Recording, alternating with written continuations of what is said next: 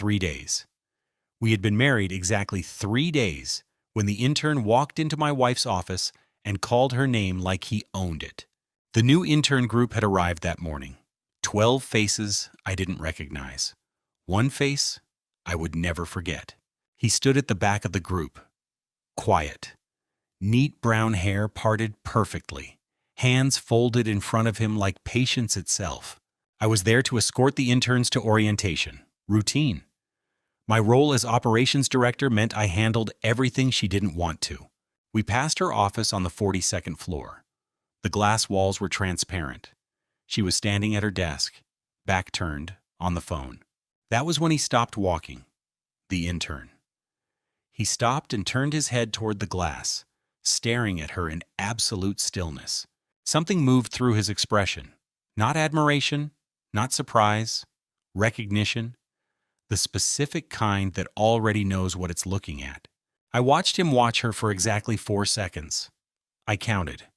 Then I said, "Keep moving." He turned back and smiled at me. "Of course, Director Sion," he said. His voice was steady, warm even. But he'd used my name before anyone had introduced me. I stopped walking. The group kept moving ahead. He waited, watching me register it, and his smile didn't change at all. Orientation lasted 1 hour. I sat in the back of the room and watched him. He never looked at me once. Not once. At lunch, I pulled his file. Rao Jiang, 26. Background in finance. Transfer from the Busan branch. Everything clean. Too clean. His headshot photo looked exactly the way he did in person. Composed. Like a man who had prepared for this specific day. My phone buzzed. Yuna. A text message. "Don't forget dinner tonight.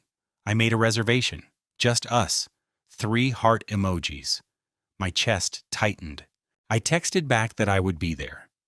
Then I sat in the silence of my office and tried to name the feeling in my gut. It wasn't jealousy. It was older than that. Quieter. The feeling a person gets when they recognize they are already behind.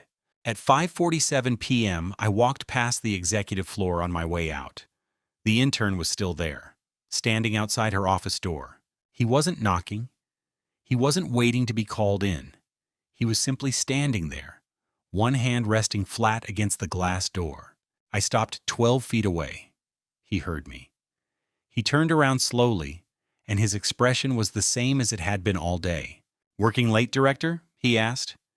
He didn't look like a man asking a question. He looked like a man confirming an answer. "You should head home," I said. "Interns aren't permitted on the executive floor after hours." I kept my voice level, polite, unmovable. He tilted his head slightly. A small motion. The kind children make when they think an adult has said something accidentally funny. "I was just leaving," he said. Then, before he turned, "She mentioned you, by the way. Said you were good at your job." "She mentioned you?" I stood in that corridor for a long moment after he left. Those 3 words rearranging something behind my ribs. Yuna and I had met 18 months ago. She'd been the CEO. I'd been the new operations hire. We fell slowly, then all at once. Our wedding was small. Her idea. 20 guests. A Sunday morning ceremony in a garden. She cried once, briefly, when she said her vows. I'd never asked about her past. She never volunteered it. We were 2 people deciding to move forward. I thought that was enough. Dinner was quiet. She laughed twice. Her hand covered mine once across the table. I watched her mouth move and thought, when did she meet him? I said nothing. I ate my food and refilled her wine and nodded in the right places. She noticed nothing wrong. Nothing at all. That night, while she slept, I sat on the edge of our bed and opened Rao Jiang's file again. His previous address. The same district as Yuna's apartment. Same district. I stared at those 2 words until the phone screen dimmed and the room went dark around me completely. Yuna's old apartment had been in Mapo-gu. She'd lived there 4 years before we moved in together. She never talked about those years. I told myself it was coincidence. Seoul is large, but its districts collapse people together. Proximity means nothing.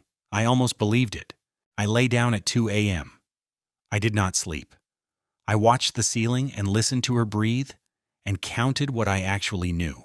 What I knew: one look through glass, one smile, a name used too early, a hand against a door, an old address. That was all. By morning, I had a plan.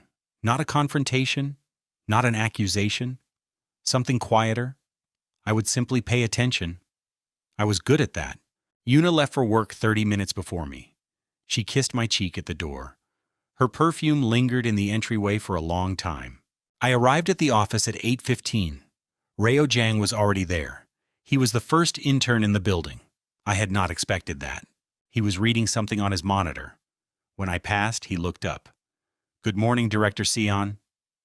Unhurried, like a man already at home. I nodded once, kept walking, filed away the detail. He watched me until I turned the corner. I felt it without looking back. At 9 a.m., the intern rotation assignments came out. I had written them.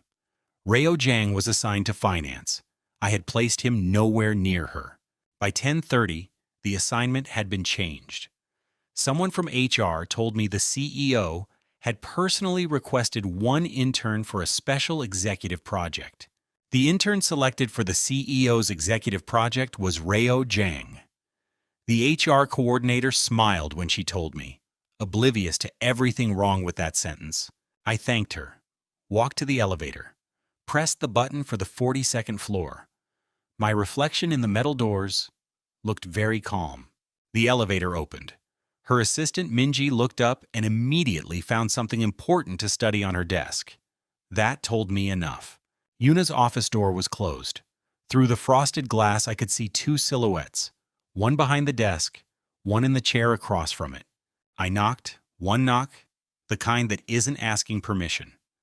There was a pause, just under 2 seconds, before she said, "Come in." They were seated on opposite sides of her desk. Professional distance, a tablet between them. Nothing obviously wrong, nothing obviously right either. Yuna smiled when she saw me. "Kai, this is Reo. He'll be assisting with the Q3 restructure." Natural, easy, like an introduction to a stranger.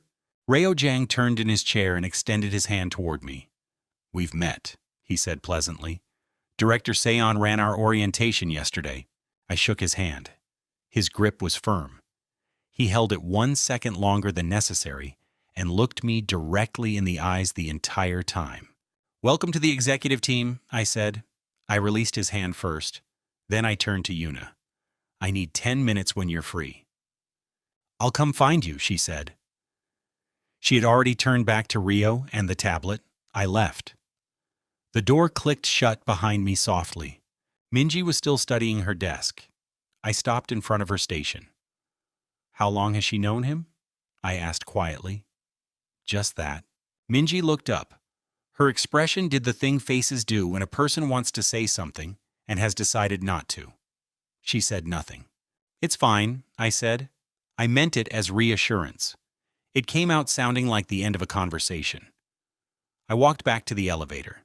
Back at my desk, I opened a blank document. I titled it Nothing.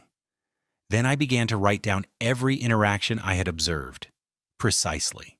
At 3 p.m., Yuna texted, "Sorry, got pulled into something. Tonight instead?" I replied yes. I did not ask what pulled her in. I closed the laptop at 6.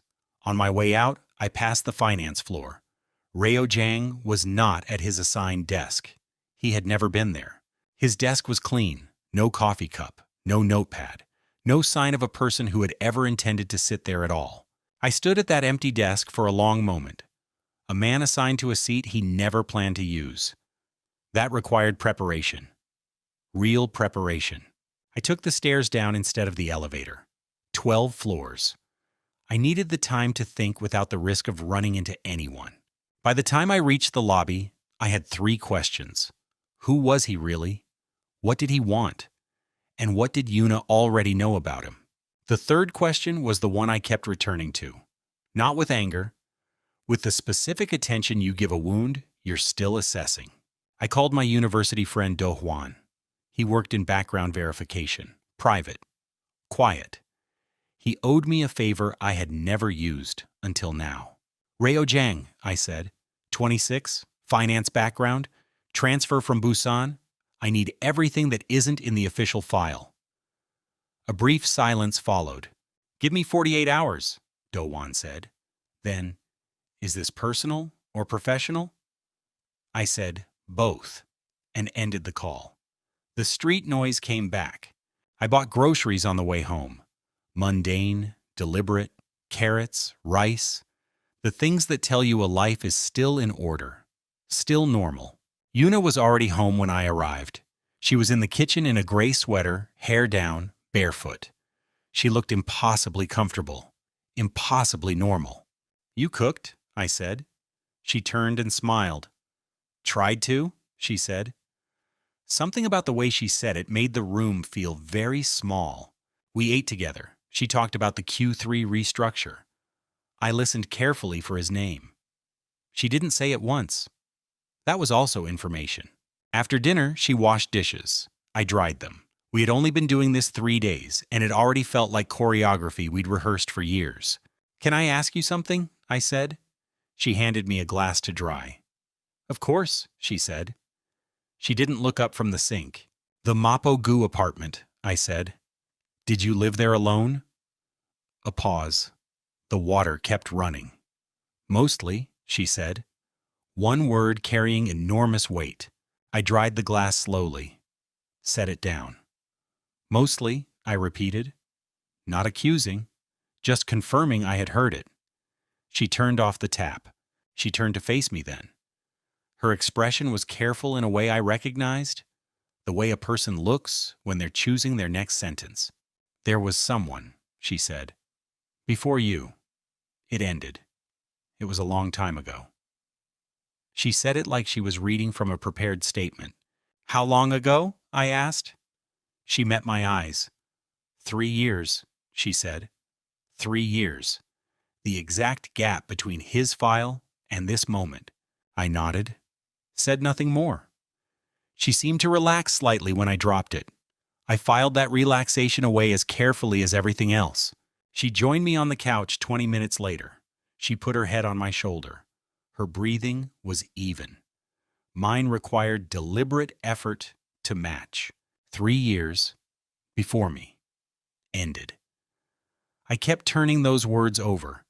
They had the shape of truth, but I couldn't feel their edges yet. She fell asleep on the couch at 10. I carried her to bed. She stirred, smiled without opening her eyes, and said my name softly. Kai, she said. Just that. Her voice was soft and unguarded in a way it never quite was when she was awake. I stood there too long. I went back to the living room, opened my laptop, searched for Reo Jiang's name alongside Yuna's company name. Nothing. He'd been careful too. I searched his name alone. One result, a finance journal from 4 years ago. A contributor credit. His photo was different then. Younger, less composed. Below the photo, a short bio. University of Seoul, finance. And one line that made the room temperature drop several degrees around me. Previously affiliated with SY Capital Group, Yuna's family company, the one she'd left before founding her own firm. He had not come from Busan at all. I closed the laptop. The room went dark. I sat in the dark for a while, not thinking, just letting the shape of it settle around me. He hadn't come for the job. He'd come for her. And the question now was whether she had known he was coming or whether she was afraid. Both possibilities were terrible. One meant I had been deceived from the start. The other meant she was in something she couldn't tell me about. I didn't sleep that night. By 4 a.m., the city outside had gone completely quiet. That kind of silence has weight. It presses down on you. I made coffee at 5, stood at the kitchen counter and drank it black. The apartment was so quiet I could hear the refrigerator hum. Yuna appeared at 6. She was already dressed. Blazer, hair pinned. She stopped when she saw me and her expression shifted almost imperceptibly. You're up early, she said. I poured her a coffee without being asked. She accepted it. Our fingers didn't touch during the handoff. Small thing. How long was he at SY Capital? I asked. I kept my voice even, conversational, the way you ask about the weather. She went very still. 3 seconds of silence. Then, what? Not a question. A decision about how much she already knew I knew. I watched her make it. Rayo Zhang, I said. He's listed as a former SY Capital affiliate. Your family's firm. Before you left. I set my mug down carefully. Waited. She put her mug down too, mirroring me without realizing it. You looked him up, she said. Not accusatory, more like she was updating something. I'm the operations director, I said. I look everyone up. She almost smiled at that. The almost was the most honest thing in the room. He worked there briefly, she said. Junior analyst. It overlapped with my last year there. We knew each other. She paused. Peripherally. Peripherally. I held that word in my mind the way you hold something fragile to check its weight. It didn't feel like the right weight. And you selected him personally for the executive project, I said. She met my eyes then. Full contact, unwavering. He's qualified, she said simply. 2 words. Sufficient, closed. The conversation had reached the wall she had built around it, and she was not opening a door. Not yet. Okay, I said. I picked up my mug, finished my coffee. She watched me do it. We said nothing else until she left for work. The door closed behind her at 6:42. I set down the mug and stood in the kitchen for a long time. The coffee had gone cold. Do-hwan called at 9 a.m. He hadn't waited 48 hours. That meant what he found was significant enough to accelerate. I answered immediately. Your intern isn't an intern, Do-hwan said. No preamble, no warm-up. His actual background is corporate law, contract litigation. He has a full degree.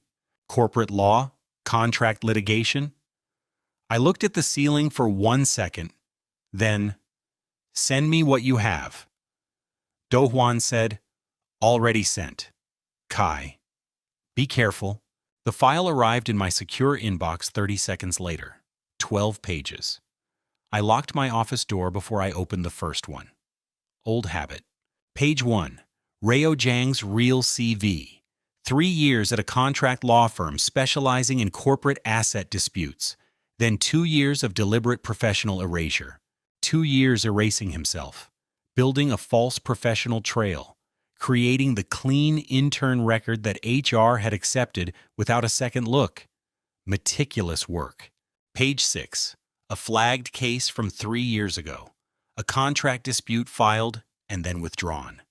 The company named as respondent, SY Capital Group. He had filed a legal case against her family's company. Then withdrawn it. Around the same time she left SY Capital and started her own firm. Page 9. The filing attorney on the withdrawn case, the signature at the bottom.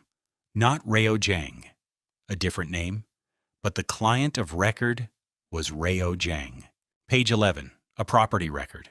A lease agreement. Mapo-gu District. The same building as Yuna's old apartment. Rayo Zhang. Lease start date, 4 years ago. Same building. 4 years ago. He hadn't lived in the same district as her. He had lived in the same building. Possibly the same floor. Page 12 was the last page. A single photograph. Printed in black and white. Grainy. A company dinner. 4 years ago. Yuna and Rayo, side by side. They weren't touching in the photograph. They were simply standing close. The way people stand when closeness has become automatic. Unremarkable to them. I stacked the 12 pages, tapped them even against the desk, slid them into a folder, labeled the folder with nothing, locked it in my drawer. Then I straightened my collar, opened my office door, and walked directly to the 42nd floor to find out what Rayo Zhang wanted me to see next. The elevator opened on 42. The floor was busy for a Thursday morning, people moving with purpose. Nobody looked up when I stepped out. Reo Jiang was at a standing desk near Yuna's office. Not inside. Adjacent. Close enough to be present without triggering any visible protocol. Carefully positioned. He saw me the moment I stepped off the elevator. I was certain of it. But he waited 7 full seconds before he looked up. Rehearsed. Director Sion. He smiled the same smile. Warm, measured, built for an audience. Looking for CEO Yuna? She's in a call until 10:30. He knew her schedule, down to the 30-minute block. I let the silence sit for exactly 2 seconds before I responded. Just long enough. I'm not here for her, I said. I'm here for you. Conference room 3, 5 minutes? I turned before he could answer. That was deliberate too. Conference room 3 was small and glass-walled. I chose it specifically, visible from the floor. Nothing we said could be misrepresented as secret or private. He arrived in exactly 4 minutes, not 5. Shaving a minute off told me something. He wanted the upper hand on timing. Small, but noted. He sat down across from me without being invited to. Settled into the chair like it was already his. Hands flat on the table. Open. Staged. I put nothing on the table. No file. No phone. No props. Just myself. I wanted him to understand that I needed no material to have this conversation. SY Capital, I said. That was all. No question mark. No elaboration. I watched his face the way you watch water for the first ripple. He didn't flinch. He didn't smile wider. He tilted his head slightly and said, "You're thorough." It almost sounded like a compliment. It wasn't. The contract litigation, I said, filed 3 years ago. Withdrawn 6 weeks later. I paused. What were you owed, Rio? First time I used his name, something changed in his expression when I used his first name. Not much. A slight recalibration, the way a chess player looks when their opponent surprises them. He leaned back in his chair. A small retreat. Controlled, but real. That case was private, he said. His voice was still steady. His eyes were not. Most things filed in court are a matter of public record, I said. You know that. You're a lawyer. The room got very quiet, very fast. He looked at me for a long moment. Then something unexpected happened. He laughed. Quietly. Genuinely. Like I had finally met an expectation he had been holding.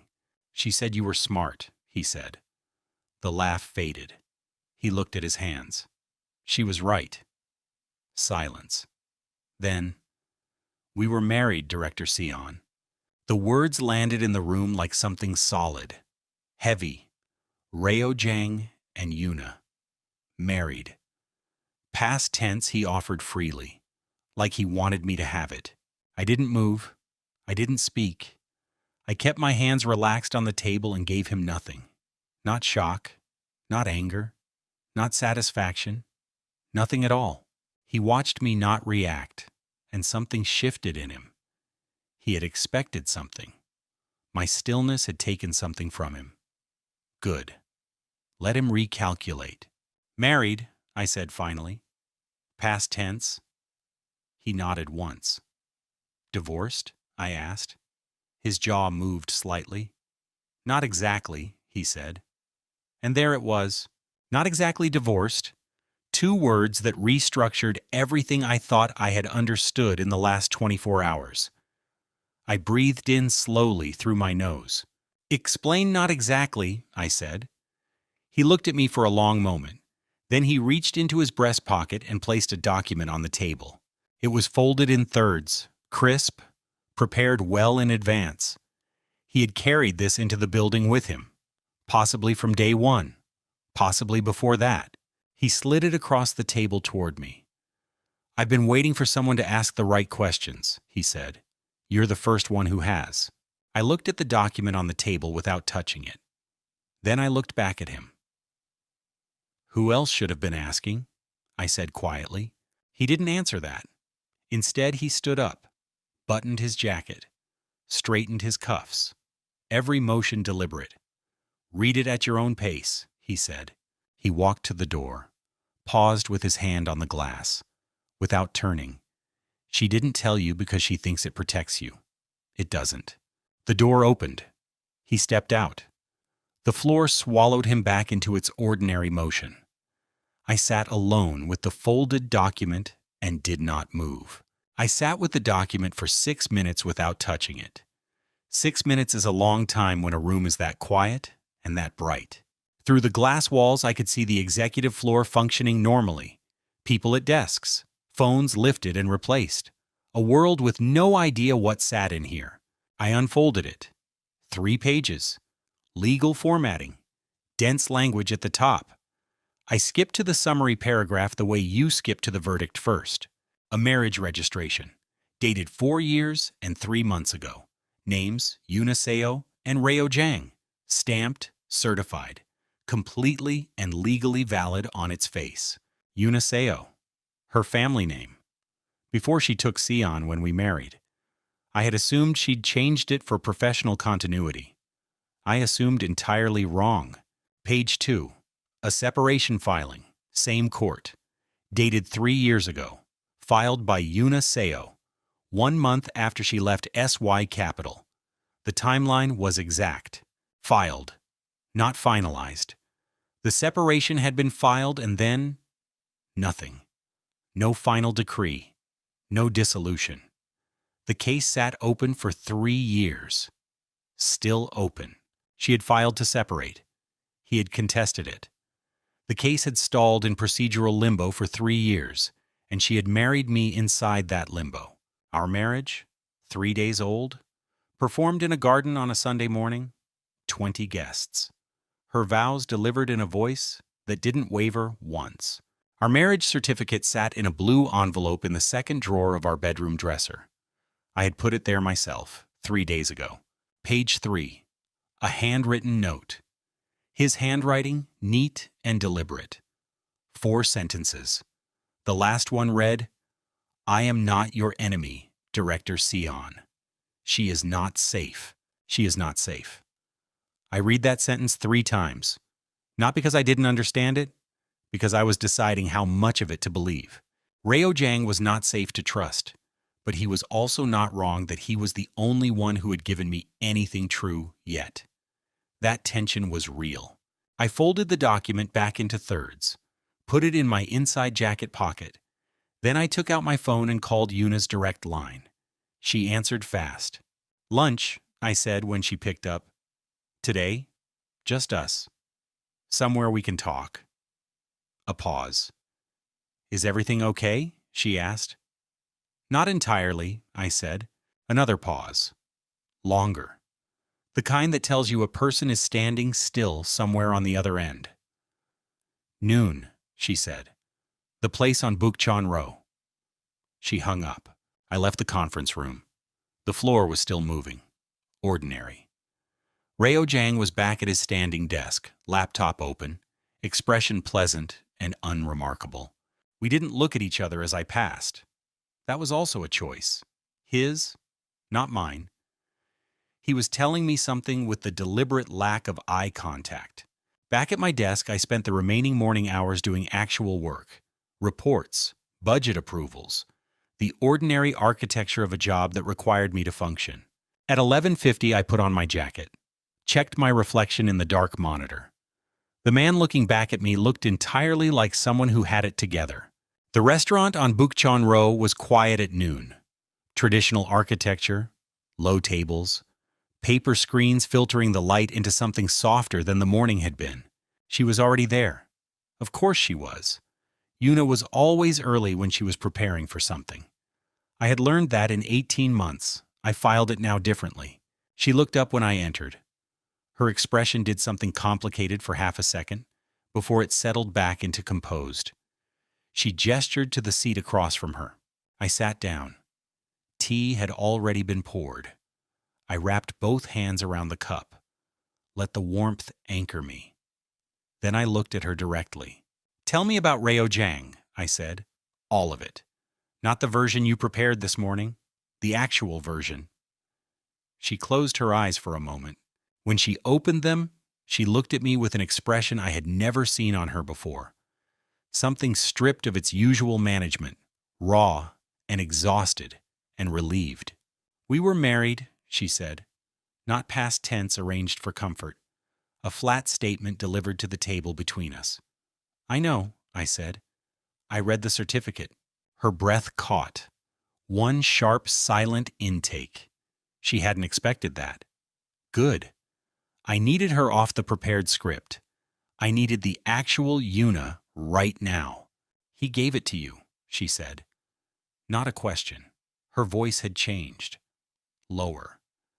The CEO voice replaced by something that sounded much older and much more tired. "He did," I said. Then I put down the tea, leaned forward slightly. "Why isn't it finalized, Una? 3 years. Why is that case still open?" She looked at the table.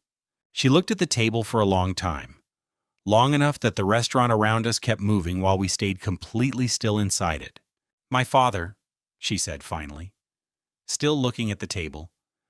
2 words that carried the weight of an entire explanation she hadn't chosen to begin yet. She lifted her eyes to me then. "Rio and I met at SY Capital. My father introduced us. He approved of him. That alone should have told me something." Her father, Chairman Seo Byung-chul. I knew the name. Everyone in Korean corporate circles knew the name. Old money, old methods, an appetite for control. "He arranged it," I said. Not a question. She nodded once. Short. The nod of a person confirming something they spent years refusing to say aloud. "The marriage was real," she said. "I want you to know that. I did love him. For a while. Before I understood what the arrangement was." I listened. I didn't fill the silence after she stopped. That silence was hers, and I let her keep it until she was ready to continue speaking. "Rio reported to my father," she said. "Everything I did at SY Capital, every decision, every disagreement with the board. He was placed there to manage me." Manage her. I thought about the man with the quiet smile and the prepared document and the 7-second delay and all the careful positioning. That tracked entirely. "When did you find out?" I asked. She picked up her tea, drank slowly, set it back. The ritual of someone buying themselves one more moment. 2 years in," she said. "I found the reports. Typed on his personal laptop. Detailed. Weekly. Everything I'd said in private. Everything I'd planned." Her voice stayed flat. 2 years of marriage. 2 years of detailed surveillance delivered to her father. I thought about the photograph in Do-won's file. Them standing close. Unremarkable. "You filed separation immediately," I said. She nodded. "He contested it," I said. She looked at me. "He claims he changed," she said. "He claims many things." "And the case stalled," I said. Procedurally. She set her cup down with a small, precise click. "My father's lawyers," she said simply. 3 words. Complete picture. Her father's lawyers had kept the separation case open. Procedural delays. Filings and counterfilings. 3 years of legal architecture designed to keep her tethered. "And then you married me," I said. Her eyes came back to mine immediately. Direct. Unguarded. "Yes," she said. No hesitation, no apology, just yes. "Did you know our marriage was legally invalid when we registered it?" I asked. The hardest question. The room held its breath around us both. She didn't look away. She didn't blink.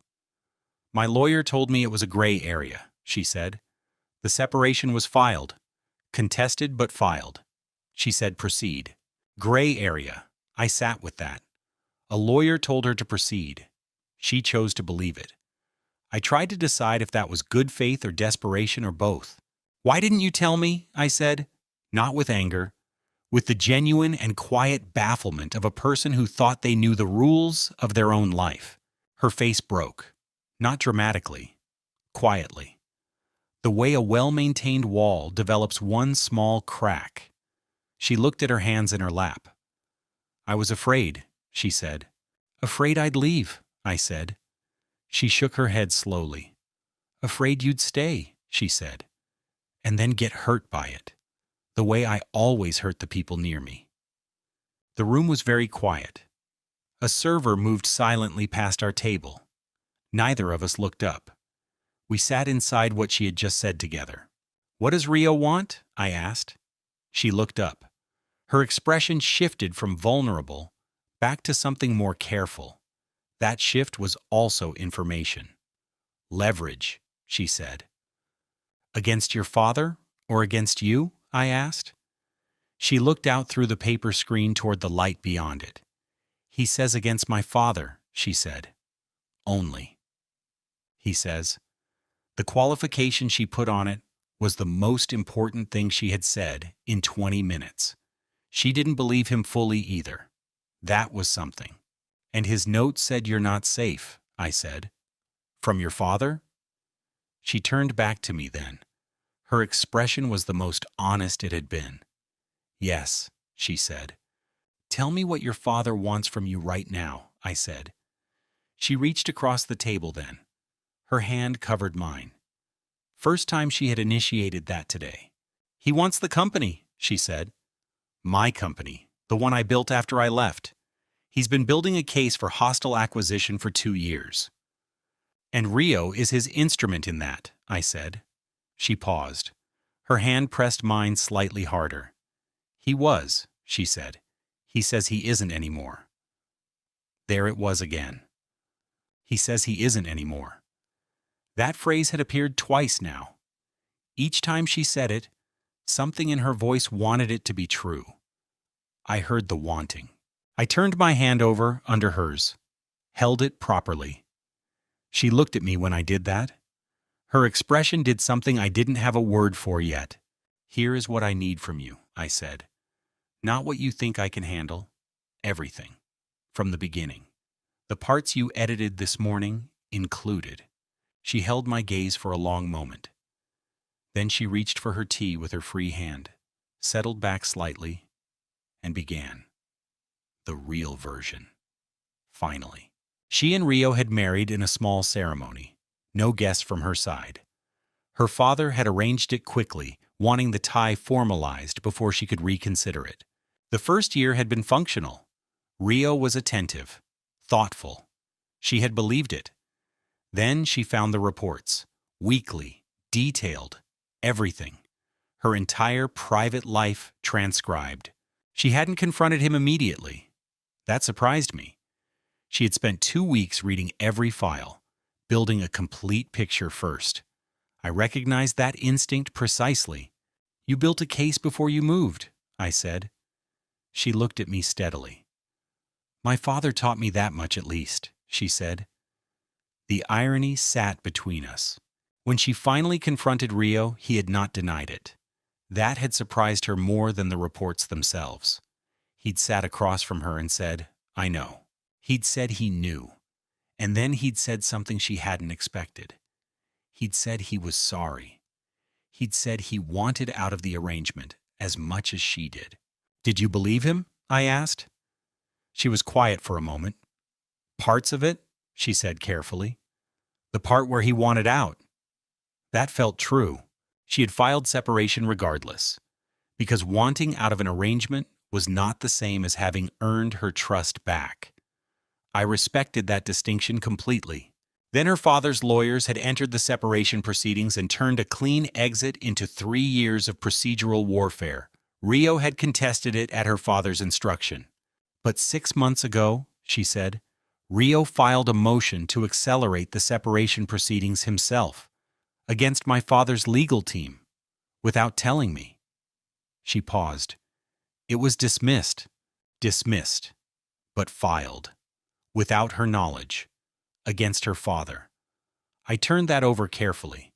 It was either genuine defection or a sophisticated layer of misdirection.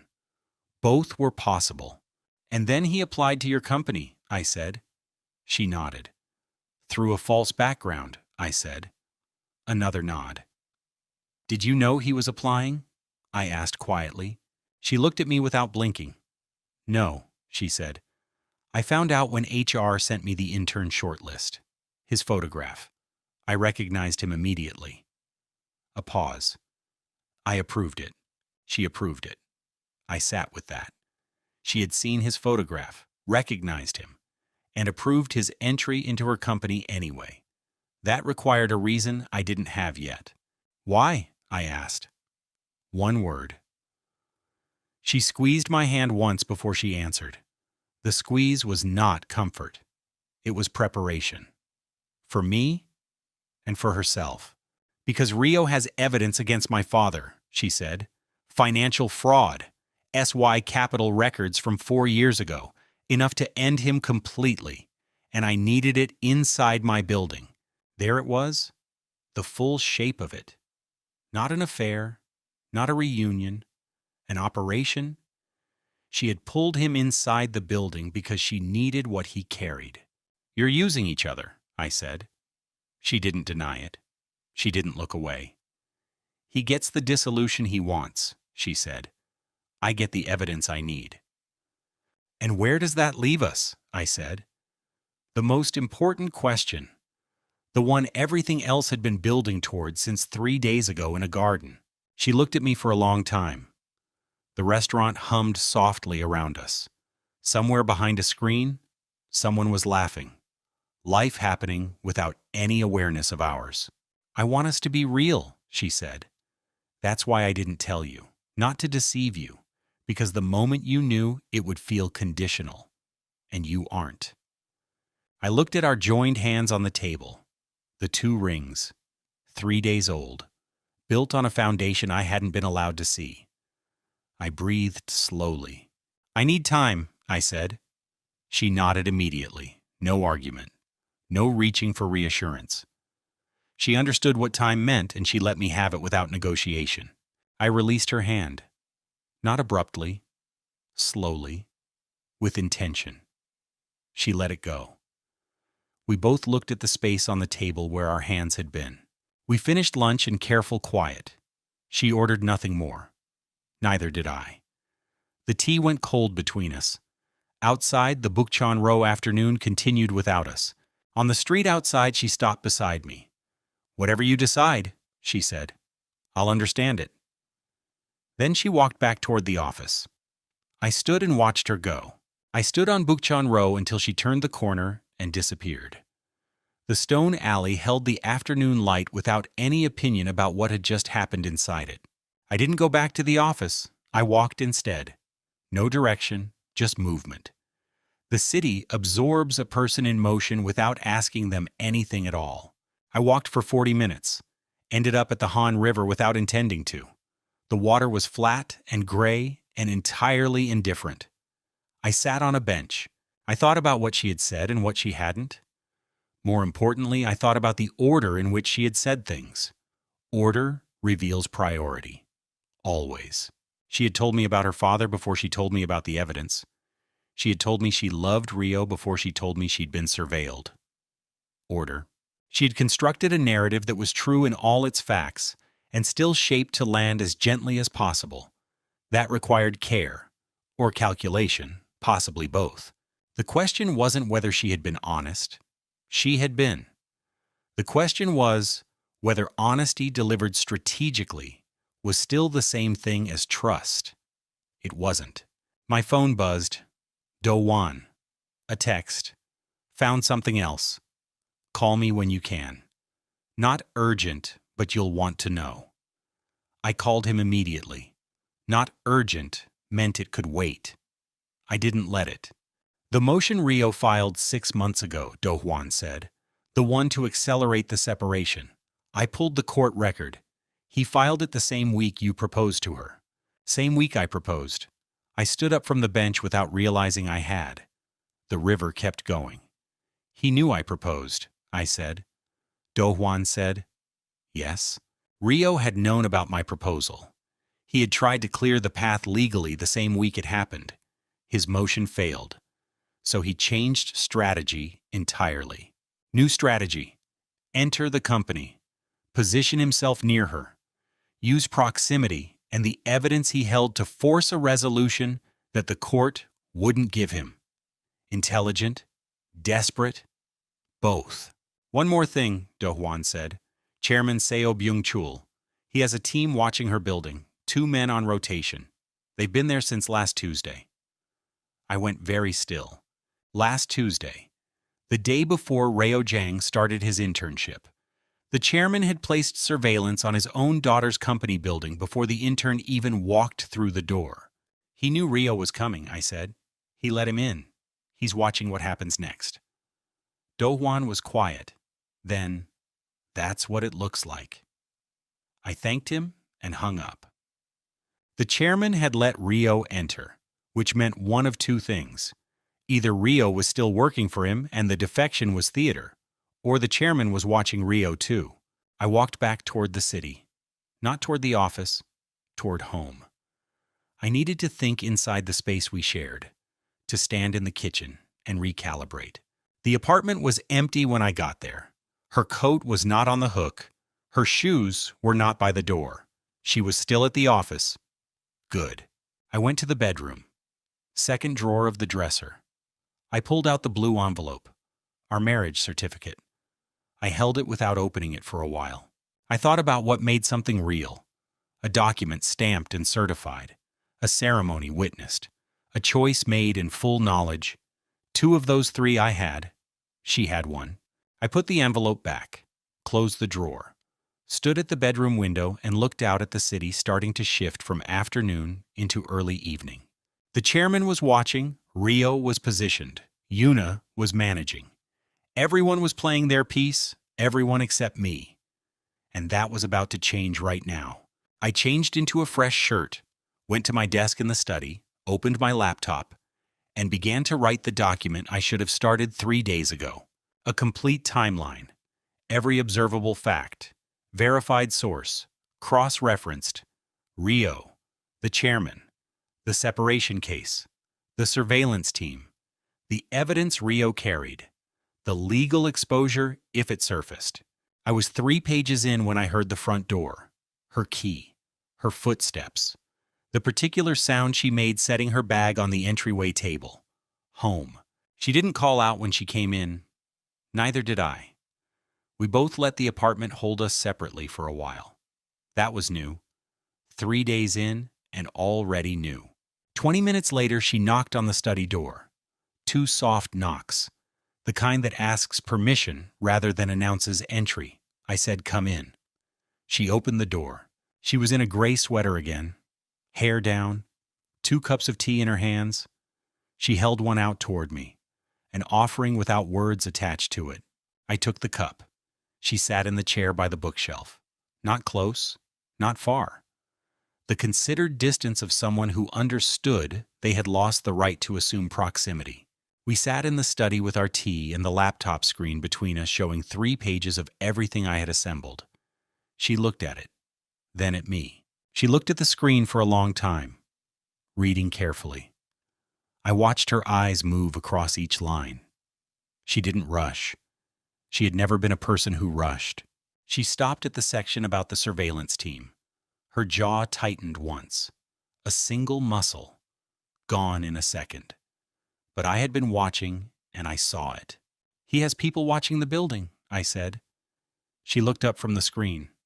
"I know," she said. 2 words that meant she had known before I did. "How long?" I asked. She held her teacup in both hands without drinking from it. 8 months, she said. They've been there 8 months. The tea steamed between her palms. 8 months. She had been watched for 8 months, building her company, coming home to our apartment, living an ordinary life inside a perimeter she couldn't see the edges of. "And you didn't tell me this either," I said. Not accusatory. I had moved past accusation. I was in the territory of simply needing to map the complete landscape. She looked at me directly. "I didn't want it to be your problem," she said. "You married me. Not my father. Not his methods. Not any of this. I married you," I said. "Which means your problem became mine the moment you said yes. That's how this works." She closed her eyes briefly, opened them again. Something moved through her expression when I said that. Not relief exactly. Something older than relief. The particular response of a person who has been alone in something for a very long time. Tell me about the evidence Rio is carrying, I said. She set her tea down, straightened in her chair, the CEO posture returning now that we had entered operational territory. SY Capital ran a parallel fund structure, she said, off the official books. Rio was a junior analyst when he found it. He copied the records before he left. A parallel fund. Off-book capital flows. If the records were clean and verified, that was not a civil matter. That was criminal exposure at the highest level. Serious. How long has Rio held these records? I asked. She folded her hands in her lap. 4 years, she said. He held them all through the marriage, all through the separation. 4 years. He had held financial evidence of criminal fraud against his father-in-law for 4 years and used it for nothing. That spoke to either patience or fear. Possibly both. Where is the evidence now? I asked. She met my eyes. He says it's secure, she said. Off-site. He'll transfer it once the separation is finalized. I nodded slowly. Once the separation was finalized. Which meant the evidence was his leverage to ensure she pushed for the dissolution. And her father's lawyers were ensuring it never happened. A perfect trap. He's in a stalemate with your father, I said. He can't release the evidence without the dissolution, and your father won't allow the dissolution. They're locked. She nodded. So why come now? I said. Why enter the company this week specifically? She looked at her hands. Because of our wedding, she said. He found out, and he panicked. He panicked. The man with the measured smile and the rehearsed 7-second delay and the perfectly folded document had panicked. That was the most human thing I'd heard yet. He thought if you married me, she said carefully, it would make the dissolution impossible to contest. 2 marriages simultaneously. Our registration would become its own legal problem. He wasn't wrong.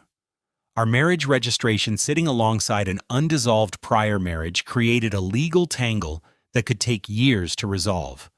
Her father would use that tangle. Gladly. So our marriage is the pressure point, I said quietly. Everyone in this situation has a position that depends on what we do next. She looked at me steadily. Yes, we sat with that. The apartment held its breath around us. Outside the city moved through its evening without any awareness of the geometry we were sitting inside.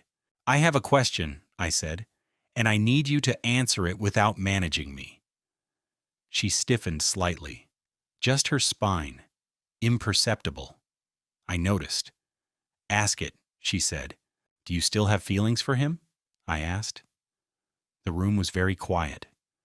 She held my gaze without flinching, without rushing to answer. I respected that she didn't rush. 10 seconds of silence. Real silence.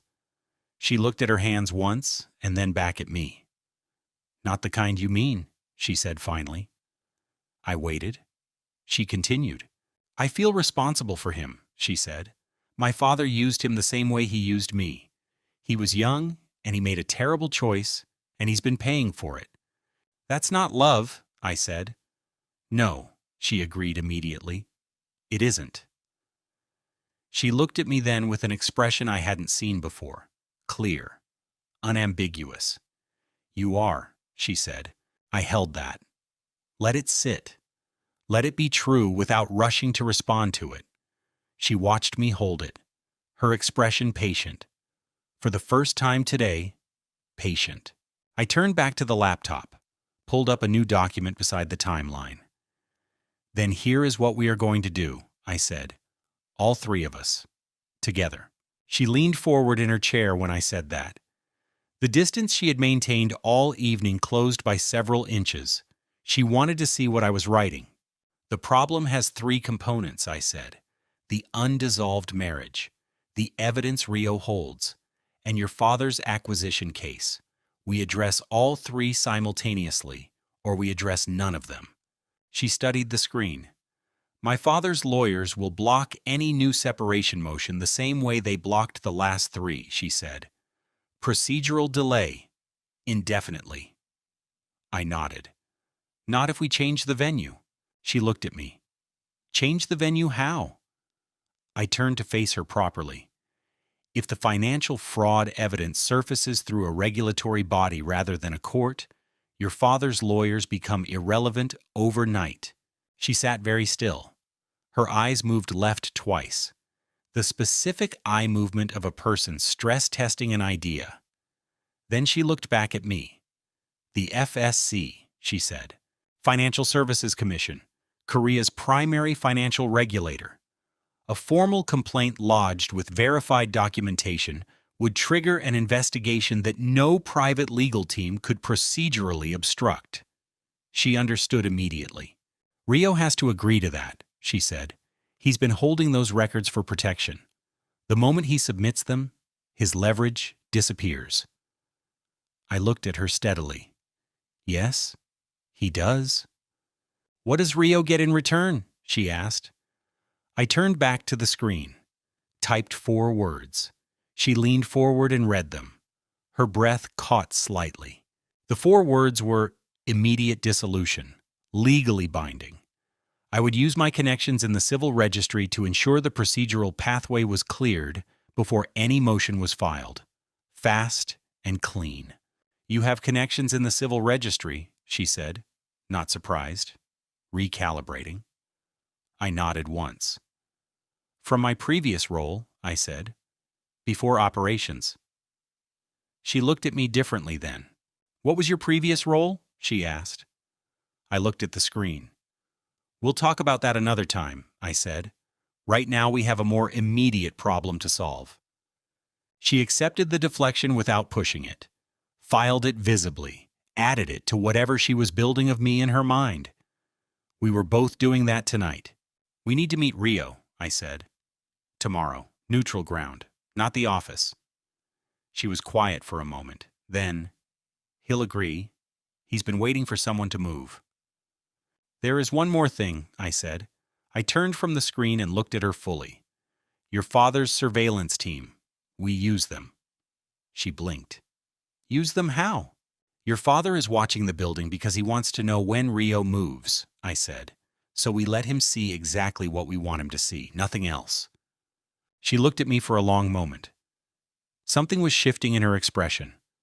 A reassessment happening in real time. She had married me thinking she knew who I was. Who are you? She said quietly. Not alarmed. Something softer than alarmed. The question of someone discovering a room they didn't know existed inside a house they thought they knew. Your husband, I said. Simple. Deliberate.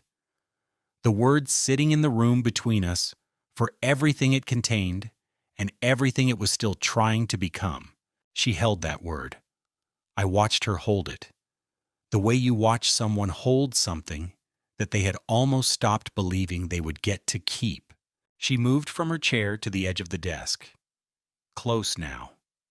She didn't touch me. She sat beside me and looked at the screen.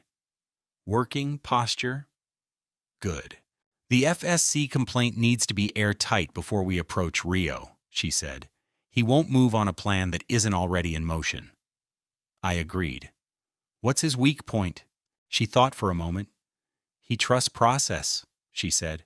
He's a lawyer at heart. Show him a clean legal pathway and he'll follow it. He needs to believe it's real. Then we build the pathway before we show it to him, I said. She nodded. I know a compliance attorney, I said. Good one, discreet. Can we trust her timeline? Depends how fast Rio can deliver the records, she said. If they're digital and verified, 48 hours.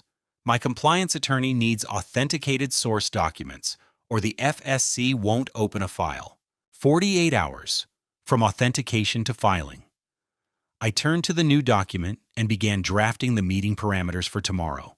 Location, terms, what each person brings, and what each person gets. She read over my shoulder as I wrote. Once she said, add that his anonymity is protected in the FSC submission. I added it. She said, good. We kept going. By 11 p.m., we had a draft. 4 pages. Clean. Every contingency mapped. Every position protected. I printed 2 copies on the study printer. The pages came out warm. I handed her 1 copy. She took it. Our fingers touched briefly during the handoff. Neither of us mentioned it. We read our copies in parallel silence. She marked 2 small notes in the margin of her copy with a pen from the desk. I leaned over to read them. Both were improvements. I incorporated them without comment. At 11:40 she stood, stretched, looked at the window where the city burned quietly in the dark. Then she looked at me. "Thank you," she said. Just that. She went to bed at midnight. I stayed in the study. Not because I had more to do, because I needed the quiet to confirm that what I had decided was still true in the dark. It was still true. I had made a decision not from what I knew about her, but from what I understood about people under sustained pressure. She had not lied. She had survived. There is a difference between deception and omission under duress. I had spent years learning to distinguish between those two things. I was applying that knowledge now, deliberately. I texted Rayo Jang at 12:15, his personal number from the HR file. A single line. Tomorrow. 8 a.m. Insadong Tea House on the main street. Come alone. His reply came in 40 seconds. I'll be there. 3 words. No questions. No conditions. Exactly as she had predicted. He had been waiting for someone to move. I put the phone down, turned off the desk lamp, sat in the dark for a moment. Then I went to bed. She was asleep on her side, breathing evenly. I lay down without waking her. The ceiling was the same ceiling it had been last night. Everything above it was different. I closed my eyes and slept for 5 hours exactly. I was up at 6, dressed by 6:15. She was still asleep when I left. I wrote a note on paper and left it on her pillow beside her. 4 words. The note said, "I'll handle it." She would know what that meant. It was the same 4 words I had typed into the laptop document the night before. Continuity mattered. Insadong in the early morning was different from the afternoon. Quieter. The tea houses not yet performing for tourists, just old buildings holding the morning light without any pretense. The tea house was open. An elderly woman behind the counter who did not look up when I entered. I chose the corner table. Back to the wall. Old habit. Rio arrived at 7:58, 2 minutes early. He was in a different shirt today.